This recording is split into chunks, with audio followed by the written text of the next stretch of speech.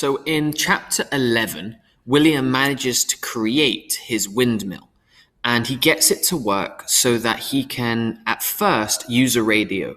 Then he wants to make it even bigger. So him and his buddies, Joffrey and Gilbert, they build a huge tower and put the same windmill at the top. And now their house has light. And everyone that was calling him a crazy man is now calling him a genius. Chapter 12, Bigger and Brighter. As I explained to Rose, without wind, there was no light. Remember, the wind creates the electricity. Okay, it has fans and it goes round and round and round, which creates the electricity, which he then transports to his house using a wire. There was no light. On calm, still nights with no wind, we were stuck in the dark with our kerosene lanterns. The only way to change this was by finding a car battery. But until one came along, I found other uses for the windmill, like charging mobile phones. I discovered this when my cousin Ruth visited from Mazuzu. Ruth was Uncle Socrates' oldest daughter who was married and had a good job. She also had a cell phone she was always bugging me to charge down at the trading center. Some guys in the market were making loads of money charging phones for people who had no electricity in their homes. They cut deals with the shopkeepers who allowed them to run long extension cords to the roadside where they set up a little stall. They sold scratch cards with airtime minutes, and some even had mobile phones that people could use to make phone calls, like a payphone. You see this in Colombia as well. I later discovered that these kind of stalls are found all over Africa. In bigger cities like Nairobi, Lilongwe, and Kinshasa, some guys even powered photocopiers, computers, and printers this way, letting people prepare their work resumes and call about jobs, all on the sidewalk. Of course, the frequent blackouts with no power in these cities were never good for their business. Anyway, one day I was complaining about having to take Ruth's phone to the trading center when she said, "Why don't you just charge it with your windmill? It produces electricity, right?" I had already considered this, but the dynamo didn't create enough voltage, enough electricity to power a phone. It produced 12 volts, which was fine for light bulbs and smaller things, when a charger needed 220. If you remember, while testing the radio, I had discovered that energy decreases when passing through the wires over long distances. But to charge a phone, I would need something to boost the power, something called a step-up transformer. Electric companies across the world, especially in Europe and America, step up power all the time. Because electricity gets lost on the journey from the power station to your home, the company installs transformers along the way that add the extra boost. It's like giving your electricity some coffee and donuts to keep it going.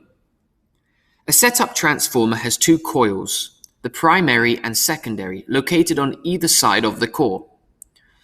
AC current, so alternative current, flows back and forth and causes the first coil to induce a charge in the second coil. This process is called mutual induction, which means that voltage from one coil jumps to another. The result is the overall amount of electricity is increased. So it's a small product, a small thing that helps keep electricity high. I learned this from explaining physics in a chapter called Mutual Induction and Transformers, which showed a picture of a man with white hair and a bow tie. This was Michael Faraday, who invented the first transformer in 1831. Thanks, cheers to that guy, I thought. Using the diagrams, I was determined to make my own step-up transformer. First, I borrowed a pair of wire cutters, like scissors but to cut wires, and cut an iron sheet into an E pattern. The diagram showed how to boost 24 volts into 220. It explained how voltage, the amount of electricity, increased with each turn of the wire, how the primary coil needed 200 turns, while the secondary needed 2,000. Next to it was a bunch of mathematical equations, but I paid them no mind. I gave them no attention. I started rapping like mad and hoped it worked. So a coil is when you wrap wire like 200 times, okay? It's like wrapping string around your finger 200 times. I then connected the dynamo wires to the primary coil, while the secondary coil was wired directly to the prongs of a phone charger. Ruth stood over me, eyebrows raised. "Don't blow it up," she said. I lied. "I know what I'm doing." When I plugged in the phone jack, the screen brightened and the bars began moving up and down. It worked. "See, I told you." To make things easier, I built a plug using the AC outlet from an old radio, which I fixed into the wall like a normal electric socket. So you know what you normally charge your phone in? You plug it in, that's what he's creating. When news of this invention reached the trading center, the line of people wanting to charge their phone reached the road. Many people who came still pretended to not believe me, probably in hopes that I wouldn't charge them any money. They said, "Are you sure this electric wind can charge my phone?" "I'm positive." "Prove it." "See, it charges." "My God, you're right. But leave it for a little longer. I'm still not convinced." After 2 months of using this method, I finally went bigger. I was over at Charities one day and spotted an actual car battery sitting in the corner. "I found it yesterday on the road," he said. "Just pay me when you can." From studying my books, I knew that car batteries used DC power. So if I wanted to charge it using my dynamo, which gives AC power, I'd have to find a way to convert it, to change the AC into a DC power. My book talked about diodes, rectifiers, which are found in many radios and electronic devices, and convert this power for you. The kind of diode I needed looked like a tiny D-cell battery on a long metal skewer. The sight of it reminded me of the smoked mice kebabs that boys sold along the highways as snacks. After studying the picture, I easily found one inside a 6-volt radio in Joffrey's room. I fashioned a soldering iron from a piece of heated cable, and then connected the diode to the wire behind the windmill and car battery. "Kamkwamba," I thought to myself, "you are one clever chap." But not so fast, because doing this created a new kind of problem. The phone charging plug in my wall only worked with an AC power. So he's trying to create a battery that holds electricity, so when there is no wind, they can use it instead. I puzzled over this for several days and searched every book for the answer. Finally, my cousin Ruth solved it in the simplest of ways. She gave me a phone charger that plugs inside of your car, one that uses DC power. After making some modifications to the wires, I had a new wall jack. Remember, a wall jack is the thing in the side of your wall that you plug in to charge your phone. With the phone charger out of the way, I now focused on the bigger task of lighting. Armed with the car battery, I was able to install 3 additional light bulbs, in the house. I couldn't use normal bulbs because they only work with AC power, so I had to find alternatives. At Mr. Dowd's shop, I found 3 car bulbs, a brake light, and 2 front headlights. I kept the dynamo bulb in my room, which worked on AC and DC power. So there's 2 types of power, AC and DC. He's been using AC, now he needs to use DC power. I installed 1 car bulb above my door outside, one in my parents' bedroom and another in the living room.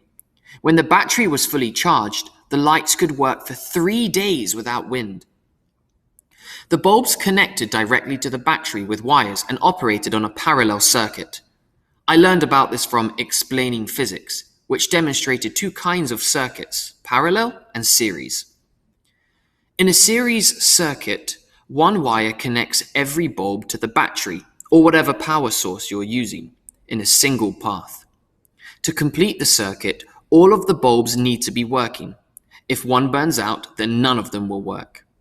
Some types of Christmas lights used to be this way.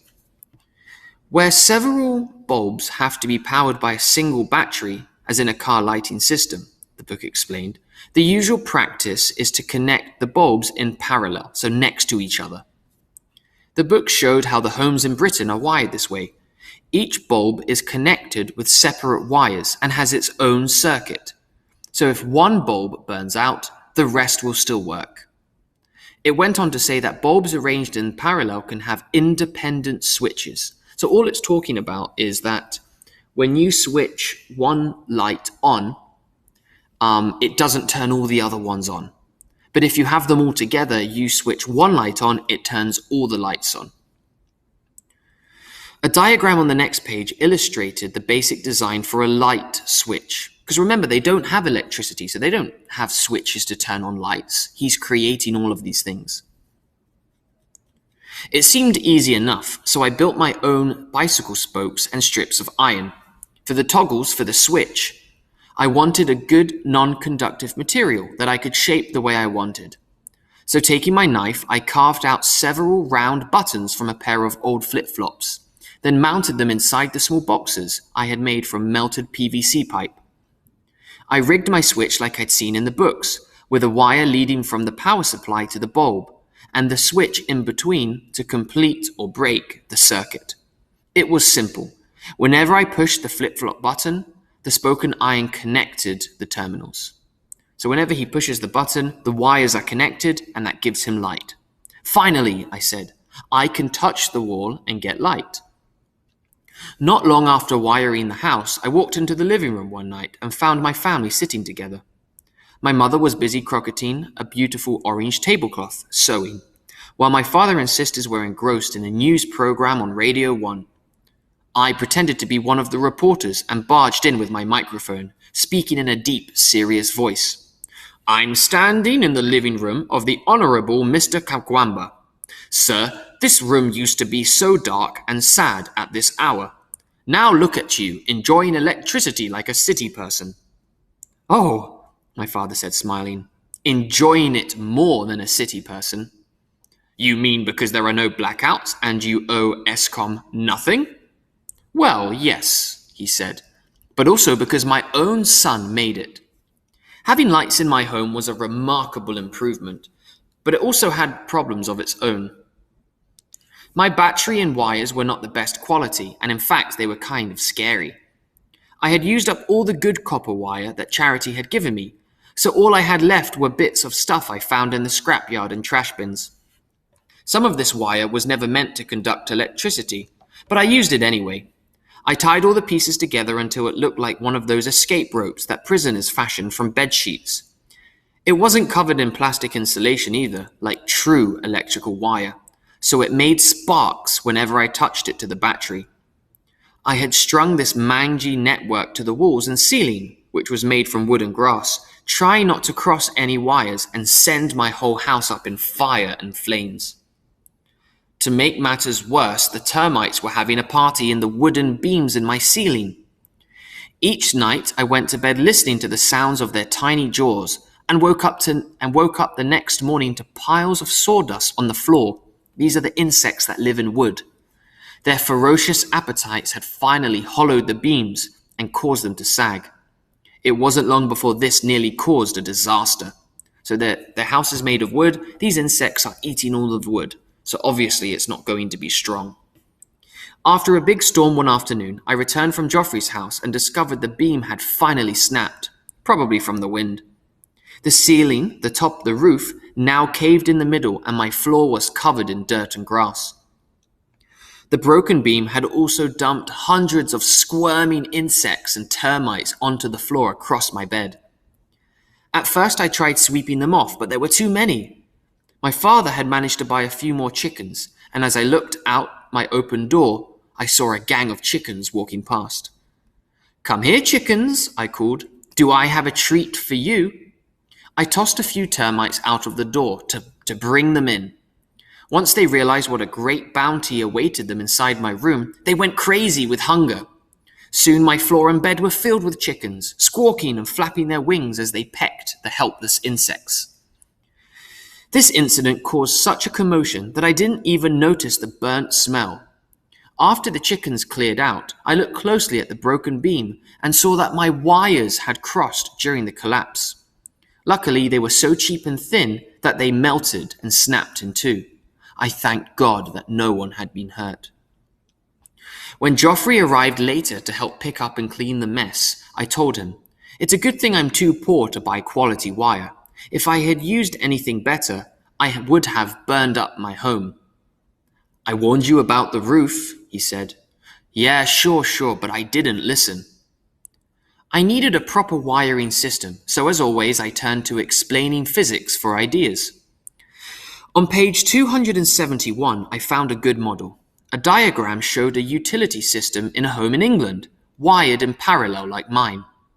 After the wires left the power supply, they entered a fuse box, whose job was to shut down the circuit if it ever overloaded. I needed something like this.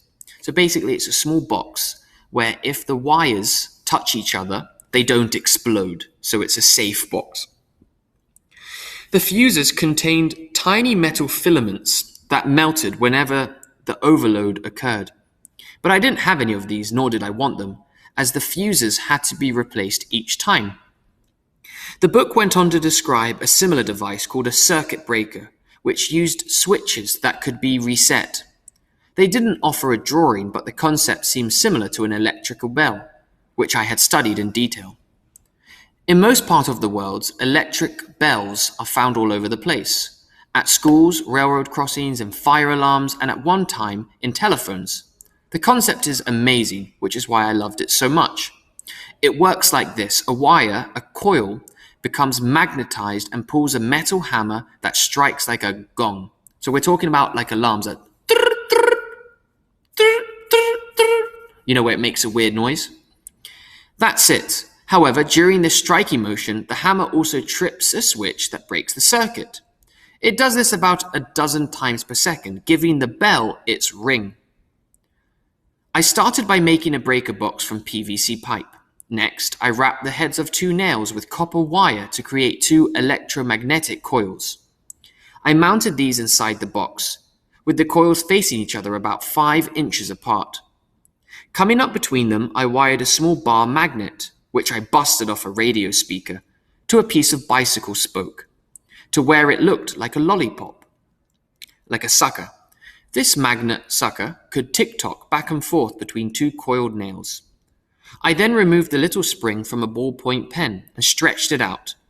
I positioned it between the lollipop magnet and nail to where it rested lightly against the wire leading to the battery. Basically, the spring completed the circuit and acted as a kind of trap. When the light was turned on like normal, the electricity flowed from the battery into this circuit and magnetized my 2 nail coils, one of which was slightly closer to the lollipop. The polarity is determined by which direction the current runs. So I wrapped the nails with wire so the closest one to the lollipop pushed, while the other one pulled. This pushing and pulling kept the lollipop balanced in the center, never knowing what to do. So in the event or if a power surge happened, the balance would be broken. The coil closer to the lollipop would receive the surge first and push it against the other coil, knocking the pen spring loose and breaking the circuit. As you can imagine, this was tricky to build. I spent hours trying to position the coil and lollipop magnets just right, and determine the best place for the tripwire. Once it was finally done, I nailed the breaker box to my wall just above the battery. Each night I sat on my bed and stared at it, waiting for it to work. I got my wish about 2 weeks later when a cyclone hit my house. I had spent all day in the trading center and returned to find bits and pieces of my thatch roof laying in the yard. When my mother came out from the kitchen, I asked what happened. A big cyclone just came from the fields. We had to run inside. I entered my room and saw that the roof had collapsed. Parts of the ceiling were all over the floor. I also noticed that the circuit breaker had flipped and the lollipop was now stuck against one of the coils. I tried moving it back to the middle, but it refused and just kept swinging back to the nail. After disconnecting the battery, I followed my wires along the ceiling and discovered they had become tangled and mixed in the cyclone winds. Once I separated them and reconnected the battery, the lollipop returned to the center. Once again, I had narrowly escaped a fire. But of course, I was more excited about my circuit breaker than anything. So what the circuit breaker does is it stops the electricity from running. So because his house is not very well made, he's very poor, and when there's a cyclone, like a huge storm, it destroys everything, which would mean that the wires would connect to each other and create a fire. But because of the circuit breaker, this didn't happen. Mr. Joffrey, do you realize what this means? My house would be ashes, would be burnt to the ground right now. All of my clothes and blankets and books, everything would be gone. My circuit breaker saved the day. Your circuit breaker is great, he agreed, but I think the better solution is to fix your roof. Any new invention is going to have problems, and aside from the patchy wiring, one of my biggest headaches was the bike chain. Whenever the wind blew really hard and spun the blades, the chain would snap or simply jump off the teeth of the crankset, forcing me to climb the tower to fix it. This required stopping the blades, which was always painful. One morning I was enjoying a deep sleep when a terrible racket forced me awake. The chain had broken again. I heard the wind whipping the tree in my tower rocking back and forth. I could tell the blades were spinning so fast that they were buzzing on the rotor. If I didn't fix them soon, they could snap off and fly through the air like knives and daggers. Outside, I climbed the first set of rungs, and as usual, kicked off my flip-flops so I could get a better grip. But the wind was violent and angry, rocking the tower so hard that I thought it would fall over or tip. Looking up, I saw the chain dancing loose over the crankset, so this is the windmill, while the blades spun wild. When I reached the top, I wrapped my legs around the rungs for support. But in trying to keep my balance, I didn't see the bicycle frame swing towards me. Before I could react, the wind sent the blades straight into my hand. The impact knocked me off my feet, and I barely managed to hold on. Looking down, all I saw was blood. 3 of my knuckles on my hand were now missing their skin. "You are my own creation," I shouted to my windmill. "So why are you trying to destroy me? Please let me help you." From my pocket, I pulled a strip of bicycle tire that I had brought for such repairs. I wrapped it around my palm like a protective glove, held my breath, and grabbed hold of the spinning sprocket. The jagged teeth cut the rubber like a saw blade. "Stop!" Once everything was still and not moving, I shoved a bent bicycle spoke into the wheel to keep the machine from spinning, then reattached the chain. A few days later, when it happened again, I wasn't so lucky. The teeth of the sprocket cut through the wire rubber and ripped my flesh, my skin. Then it happened again. My hands are covered in scars. During this time, Joffrey was still working with Uncle Musawali at the maize mill in Chupumba. He had been hired to sweep the floor and fetch things for the business. But once Joffrey arrived, our uncle would disappear into town and make him run the mill on his own. It was hard and thankless work, but about once a month he came home and complained about his life as a working man. "He forces me to ride my bike up 5 hills to get gasoline," Joffrey said. "And on the way back, the fuel soaks my clothes. I'm telling you, brother, I'm missing you guys terribly." But he also described how the grinding machines in the mill worked by using pulleys and rubber belts. "You can solve your chain problem if you use a belt. We use them at the mill and they never fail." This was great news. A pulley was just what I needed to increase the tension between the front and back sprockets of the crankset, which was the reason the chain kept flying off. Also, a belt didn't require constant grease. In the scrapyard, I easily found 2 pulleys from an old water-pumping engine. I used a piece of heavy steel to snap their cotter pins and slide them off the machine. But the center hole of the large pulley was too big for my shaft, so I had to weld it alongside the sprocket itself, so he's just creating a belt instead of using a chain. These days, Mr. Godstein no longer made fun of me. Whenever he saw me walking up holding these random pieces, he just smiled and fired his torch. "Tell me where." Mr. Godson even let me use his grinder to flatten all those sharp teeth of the sprocket until its edges were smooth. "This is for all my scars," I said as they disappeared under a shower of sparks. The pulleys worked great, but I didn't have a proper belt. Joffrey had promised to try and bring me one. But in the meantime, I cut the handle off an old bag and ripped it around the pulleys. It worked for about 10 seconds before slipping off. I even cut open a few batteries and removed the ammonium chloride jelly, which I had first read about in my books, hoping it would act as a glue. but it wore away after a few hours. An old man in the trading center then gave me an actual belt from a milling machine which he had used to tighten vegetables to his bike. The belt was broken, so I tried fixing it with my crochet needle and carbon fiber from a truck tire. It didn't last long, but with nothing else, I used this system for 2 months. Finally, Joffrey returned from Chipumba with a good belt that worked beautifully. At last, no more injuries on the job. Even better, no more getting out of bed in the mornings to climb the tower. Instead, when the rooster stirred me from my dreams in the early morning, which he always did, the steady hum of the machine sang me back to sleep. But sometimes that rooster was a persistent guy, and not even my windmill could guarantee my rest. "Chicken!" I screamed. "If you don't shut up, it'll be your skinny neck spinning from those blades." Cock-a-doodle-doo! It was no use. Conquering darkness on the farm was hard enough, but a noisy chicken? That was